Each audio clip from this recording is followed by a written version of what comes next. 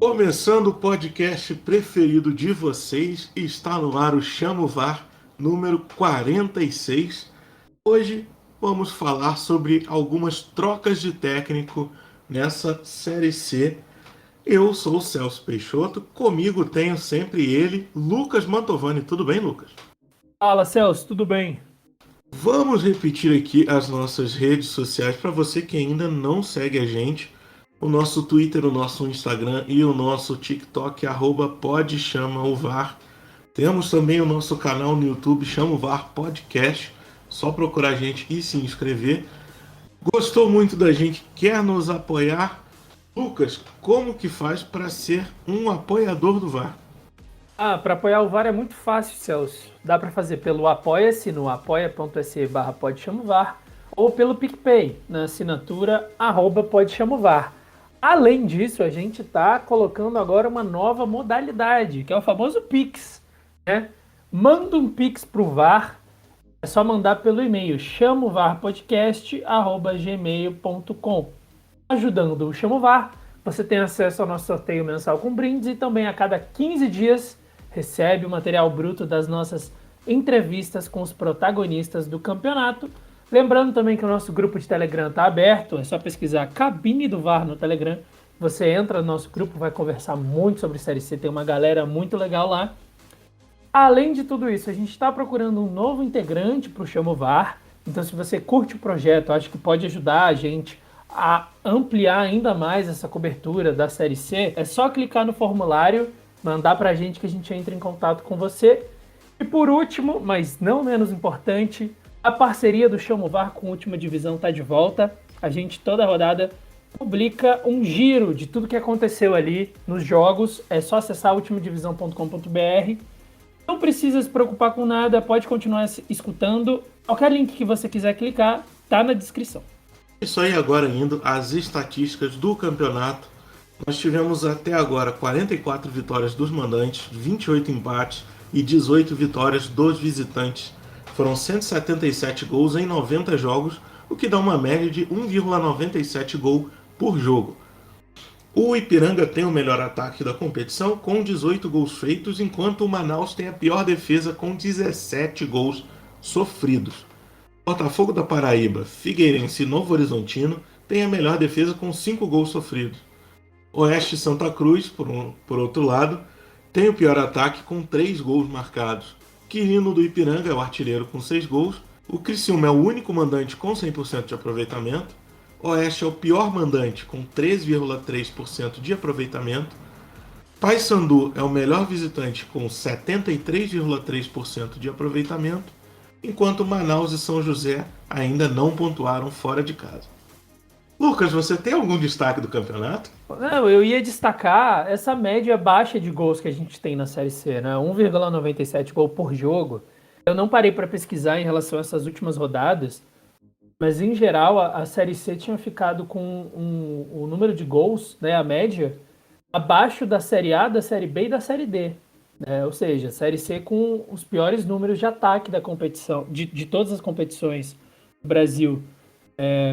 E é o que a gente sempre vem falando, assim, nas lives que a gente participa, nos programas que a gente faz, que não é necessariamente porque as defesas estão muito bem treinadas, né? É mais uma questão de realmente falta de qualidade no ataque. Lucas, entrando agora nos assuntos da semana, essa semana nós tivemos algumas trocas de treinador. Segunda-feira foi ali o dia movimentado, entra, sai de treinador, time que time que trocou de treinador e não avisou para a imprensa, que anunciou agora, jogo que derrubou 2 treinadores na rodada. Mas começando por ele, João Brigatti foi anunciado pelo Oeste. O João Brigatti, que fez trabalhos em times que estão na Série C recentemente, teve no Paysandu, teve no Santa Cruz, que inclusive foi o último clube dele. Ele ficou 53 dias no Santa Cruz. Em 13 jogos conseguiu 4 vitórias, 2 empates e 7 derrotas, um aproveitamento de 35,8%. Lucas, o que você achou de João Brigatti no Oeste? O Oeste muda a briga dele com o Brigatti? Queria começar elogiando o trocadilho, né? Extremamente original, criativo, mas. Eu achei uma contratação acertada do Oeste, né? O Oeste precisa agora começar a ganhar. É impossível o time, para não cair, né? Não começar a ganhar a partir dessa próxima rodada. A cada rodada que passa vai ficando muito difícil, vai se tornando cada vez mais impossível, na verdade, né? Até pelo próprio aproveitamento do time e como os outros times estão. Mas eu achei uma boa contratação. Muda a forma de jogar, né? Se a gente pega o Roberto Cavalo e o Brigatti. O Roberto Cavalo tem uma ideia mais de posse de bola, de construção de jogada. Eu acho que o Brigatti vai dar uma cara um pouco melhor ali, vai tentar arrumar a defesa e fazer o time sair em contra-ataque. Lembrando que o Brigatti ele passou pelo Paysandu no ano passado, né? Comandou o time em 12 jogos, conseguiu 6 vitórias, 3 empates, 3 derrotas.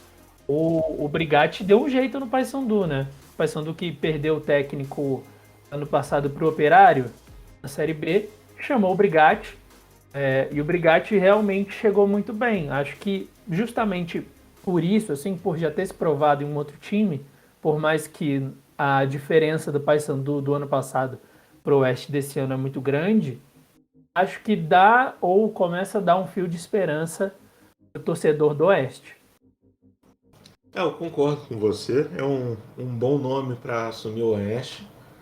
Mas não sei se é o suficiente para fazer com que o Oeste continue na Série C. O time está muito mal, né? Conseguiu 3 pontos até aqui e joga em um grupo que é difícil conseguir vitórias.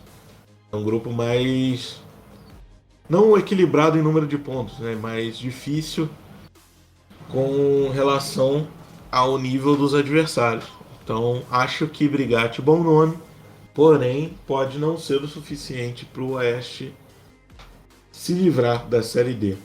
Pois é, Celso, é o que a gente também já vinha falando, né? Eu acho que o problema principal do Oeste não é nem o técnico. Roberto Cavalo não fazia um péssimo trabalho no Oeste. Se você pega ali a forma como o time joga, o esquema de jogo não era ruim. Parecia um time bem treinado.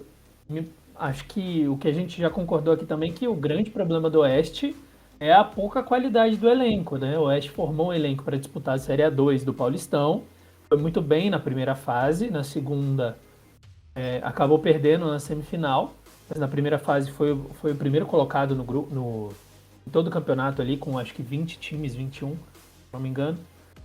E aí eu acho que a diretoria resolveu apostar nesse elenco, né? E a gente viu que não deu muito certo. Acho que o Oeste ele precisa assim, de contratações também. Falo que o Brigatti dá um pouco de esperança, acho que porque como muda o estilo de jogo, e eu acho, pelo menos na minha cabeça, posso estar equivocado, mas você criar um sistema defensivo acaba sendo menos complicado do que você criar um time que tem a posse de bola e de criação. Acho que talvez funcione ali nessa situação que o Oeste está, funcione para o time ir conseguindo os seus pontos, né? O Oeste empata bastante, mas principalmente perde também, né? Então acho que às vezes alguns jogos talvez se fosse perder, se você empata, alguns que você empatar você ganha, o Oeste consegue se livrar dessa, mas a verdade é que o mais provável é a queda, assim, isso inegavelmente. Agora pegando um avião saindo do Oeste e indo para o Paysandu, que anunciou o Roberto Fonseca 3 horas depois que caiu Vinícius Eutrópio. Roberto Fonseca foi anunciado pela diretoria do Paysandu. O último trabalho do Roberto Fonseca, Lucas, foi no Londrina. Ele ficou 42 dias, fez 22 jogos, 6 vitórias, 10 empates e 6 derrotas, aproveitamento de 42,4%. Ele conseguiu um feito Londrina, que foi chegar na final do Campeonato Paranaense depois de 7 anos. Final essa que ainda não aconteceu, porque temos Atlético Paranaense e Cascavel disputando a outra semifinal. Não tem data ainda para esse jogo acontecer, então também não tem data para a final acontecer. Ele caiu do Londrina depois de uma sequência ruim ali no início da Série B. Conseguiu apenas uma vitória em 10 partidas. Lucas, eu refaço essa pergunta.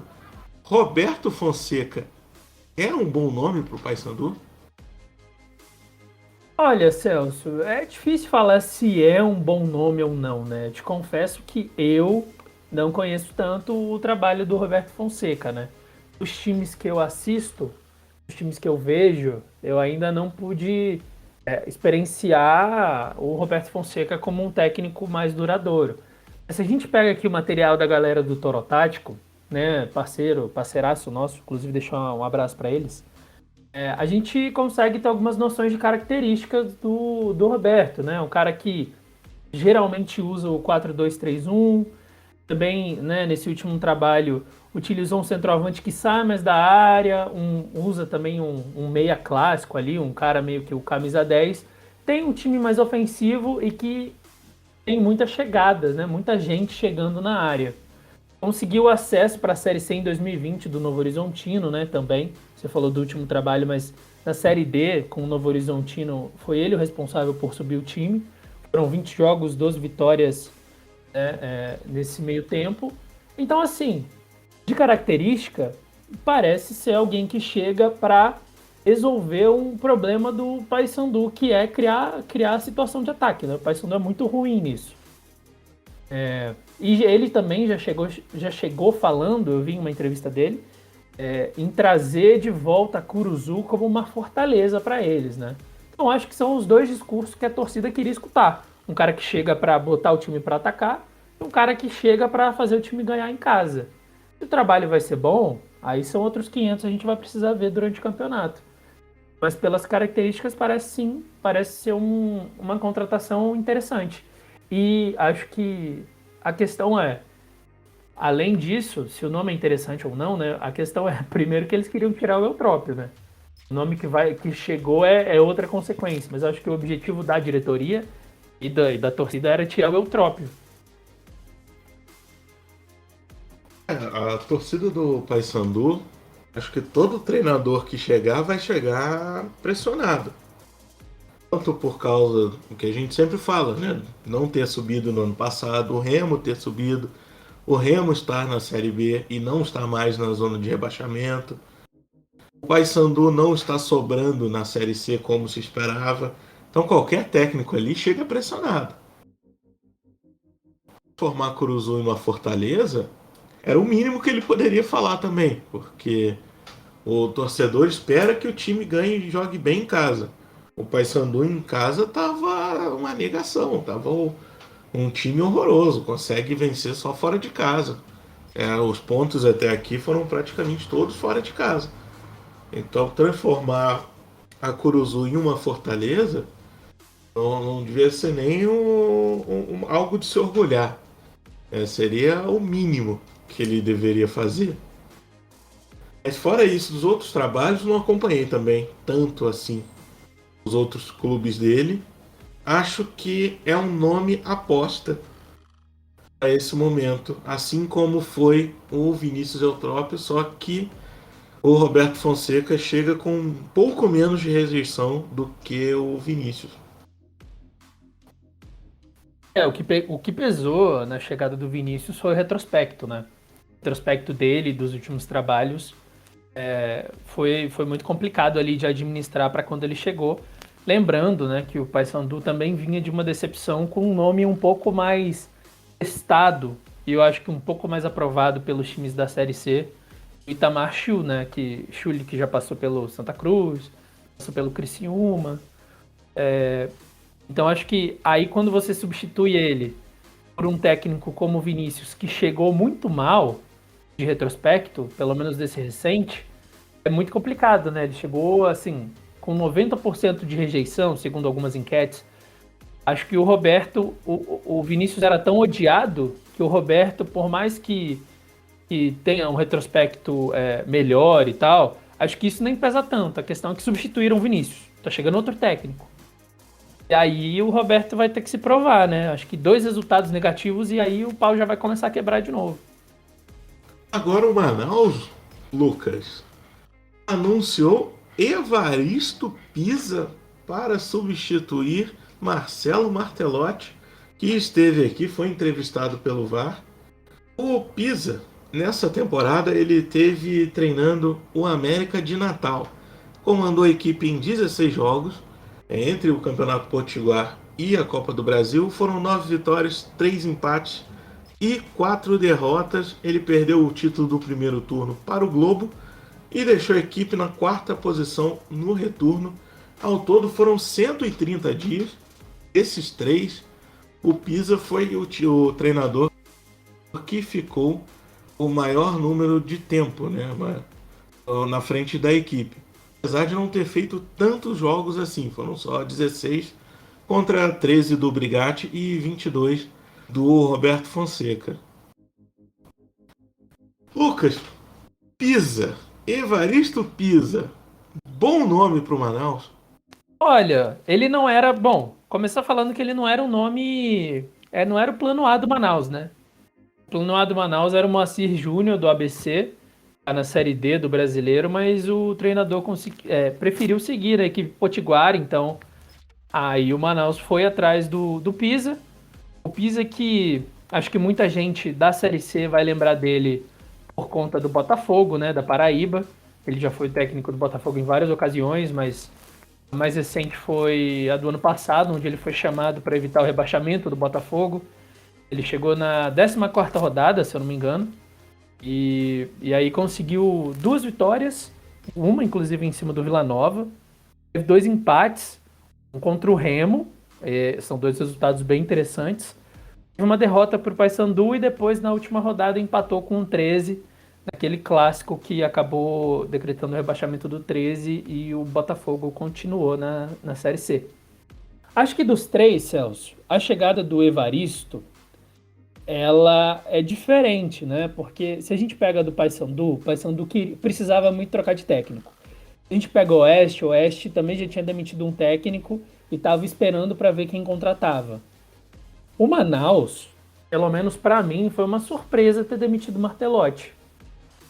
Tudo bem que a campanha não era a melhor possível, realmente o trabalho não foi excelente. Não sei nem se a gente pode colocar como bom, foi um trabalho, acho que ok, um trabalho regular. Claro, 9 rodadas, a gente ainda não tem como também falar 100%, né? Em 9 rodadas, o time ainda estava se acertando, oscila muito fora de casa, eu acho que esse foi o fator determinante para ele ser demitido, né? Apesar do jogo que decretou a demissão ter sido um empate em casa, onde o Manaus também não foi bem. Não foi bem por algumas escolhas dele, né? Tanto que nas substituições o Manaus conseguiu jogar melhor. Ele, no primeiro tempo, escalou o meio-campo de velocidade, mas um meio-campo que não conseguia reter a bola. E aí o Manaus não conseguiu fazer muita coisa. Acho que dos 3, igual eu falei, eu acho que é a mais incógnita, assim, porque o Brigatti no Oeste não tem como fazer pior, né? Acho muito difícil. Muito difícil. Roberto Fonseca também, por mais que o Paysandu não esteja mal na competição, acho que vai conseguir melhorar o trabalho do Eutrópio, né? Se ele escalar um pouquinho melhor do que o Eutrópio, já ajuda bem. E conseguir, sei lá, no começo, na primeira rodada ou na segunda, não lembro quando que o Paysandu joga em casa, mas conseguir essa primeira vitória, acho que o time deslancha. O Evaristo Pisa no Manaus, eu acho que é a maior incógnita no sentido de a gente não saber o que esperar dele no Manaus, né? Ô Lucas, eu achei até curiosa uma coisa que ele disse quando foi apresentado. Eu vou abrir aspas aqui para o Pisa. Hoje está permitido uma troca apenas. O Fausto, que é gerente de futebol do Manaus, teve que buscar o que ele pensa que pode contribuir. Agora a tendência é que haja continuidade, até pela lei. Isso dá conforto, mas eu vou ter que buscar fazer sempre o meu melhor. Sempre os resultados para que a gente busque as metas que o clube solicitou a mim em minha contratação, fecha aspas, para Evaristo Pisa. Eu achei essa declaração um pouco complicada para o torcedor ouvir. Diz que o treinador está confortável porque não pode ser mandado embora, porque a lei diz que só tem uma troca, como já teve a troca, não vão tirar ele, então ele pode ir até o final sem muita pressão. Dá um certo conformismo ali do treinador.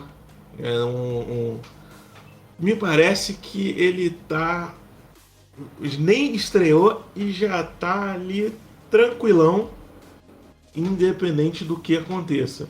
Me pareceu isso dele. Não sei se com você foi a mesma sensação, mas para mim parece que ele tá ali, sentou na poltrona e ficou tranquilo agora com a lei. Ninguém me tira dessa posição. Não posso ser demitido, então vou continuar pelo menos até o fim do ano. Como que bateu isso em você? Não passa confiança, né? Quando um treinador chega. E aí a gente também tem que, sei lá, às vezes foi fora de contexto, né? Não sei. Eu não acompanhei a coletiva, mas não chega passando confiança. Você não, sei lá, se você chega como treinador, você fala, não, vou ficar tranquilo que eu garanto, né? Mesmo que ele não ache que vai garantir, ele tem ao menos que falar isso, né? Ainda mais a gente sabe numa diretoria igual a do Manaus, que queima técnico também, né? A diretoria, a gente não fala tanto aqui da diretoria do Manaus, mas a diretoria do Manaus queima muito técnico e não tem um planejamento muito bom, porque o Martelotti, ele foi demitido, mas o Martelotti acabou de chegar. O Martelotti chegou para a disputa da Série C, né? E a diretoria deu 9 jogos para ele só. Luizinho saiu, tem toda a questão do Fajardo que a gente comenta toda vez que a gente fala sobre isso, mas é porque foi uma demissão ridícula. Então, não me passa confiança e, assim, se ele também acha que vai só se segurar por conta disso, ele tá muito enganado, né? A gente sabe que tem vários artifícios, várias formas de você fazer com que exista essa troca de técnicos, né? Ele pode ser demitido e deixar em alguém da comissão técnica. Isso tá na lei, inclusive. Então, achei uma declaração, no mínimo, equivocada. Lucas, antes de entrar nos jogos da 10ª rodada, traz pra gente como que tá o nosso ranking de palpites. O nosso convidado Anderson foi bem na rodada passada? Foi bem, Anderson foi bem, acertou 5 palpites. Você acertou 6, o que melhor se saiu nessa rodada. Eu acertei 4 palpites. A 10ª rodada começa na sexta-feira, vulgo dia que sai esse podcast. Às 20 horas, Volta Redonda e Altos com transmissão da TVN. Lucas, o seu palpite? Eu vou de Volta Redonda. Na Volta Redonda também, hein? Sabadão 31, 15 horas, Ferroviário e Botafogo da Paraíba com transmissão do DAZN. Eu vou de Ferrão. E você, Lucas? Esse jogo tá com cara de empate. Às 17 horas, Paysandu e Tombense com transmissão do DAZN e da Band para o Norte e Nordeste. Lucas, o seu palpite? Aqui eu sou papão, cara. Paysandu, Roberto Fonseca vai estrear já empolgando todo mundo. Eu vou de Tombense. Esse vai conseguir vencer aí fora. Tá desejando mal do Roberto, hein? Às 17 horas também, Mirassol e Oeste, transmissão do DAZN e da Band para o interior de São Paulo. Eu acho que o Brigatti vai estrear, o time vai mudar ali a forma de jogar, mas vai dar Mirassol. E você, Lucas? Esse jogo foi difícil, hein? Eu tava querendo fazer diferente. Eu vou de empate. Vai fazer diferente, vai continuar no muro. Porque é foda, né? Colocar a vitória do Oeste. Às 19 horas, Jacuipense e Floresta com transmissão da TVN. Eu acho que dá Jacuipense. Eu vou de Jacupa também.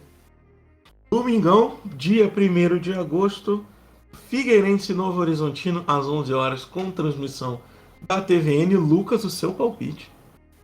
Eu vou de Novo Horizontino. Eu acho que dá empate esse jogo. Às 16 horas, São José e Botafogo de São Paulo, com transmissão da TVN. Eu acho que dá São José. E você, Lucas? Acho que dá empate. Às 18 horas, Santa Cruz e Manaus, com transmissão do DAZN. Lucas, o seu palpite. Aí difícil também, hein, esse jogo, para palpitar. Mas eu acho que dá Santa Cruz. Eu acho que dá Manaus. Segunda-feira, dia 2, às 20 horas, Paraná e Ipiranga, com transmissão do DAZN. Eu acho que dá Ipiranga. Eu acho que dá Ipiranga também. Fechando a rodada, na quarta-feira, dia 4, Ituano e Criciúma jogam com transmissão da TVN às 17 horas, porque o Criciúma joga a volta da Copa do Brasil no sábado contra o Fluminense no Rio de Janeiro. Lucas, o seu palpite para Ituano e Criciúma? Mazola se recupera.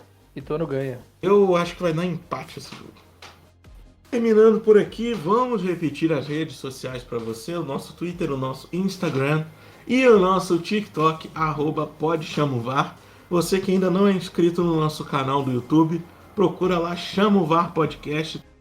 Toda terça-feira temos a live pós-rodada no YouTube. Só chegar lá, 8h30 da noite. Lucas, anos de apoio, como que faz para se apoiar o podcast Chama o VAR? Para apoiar o Chama o VAR é muito fácil. Tem 3 formas agora, né? Tanto pelo PicPay, na assinatura do @podchamovar, quanto pelo Apoia-se no apoia.se/podchamovar.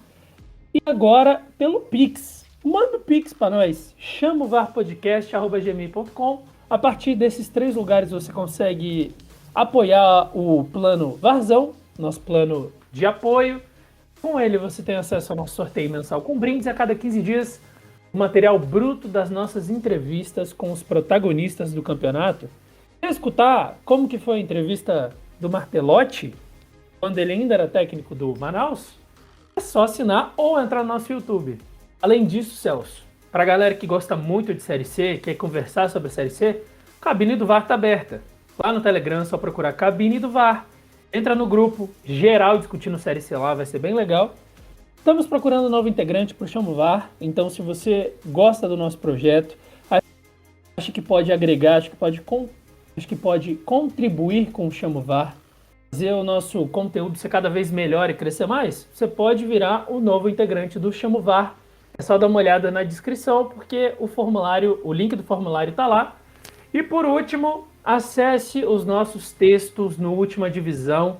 A gente faz toda semana um girão da rodada falando de tudo que acontece na Série C lá. É só acessar também. Isso tudo nos links da descrição. É isso aí, Lucas. Terminamos mais um episódio. Por aqui eu deixo um abraço para você. Muito obrigado. Retribuo o abraço, beijo para todo mundo que está escutando, para a galera da Cabine do VAR, para a galera da Última Divisão, que a gente fez a live com eles, para os nossos convidados da última live também, muita gente boa, tá no YouTube, assistam. Deixando um abraço para geral, esperando todo mundo nos nossos próximos programas e lives e afins e tudo que a gente produz. Um abraço para quem escutou a gente até aqui e até semana que vem.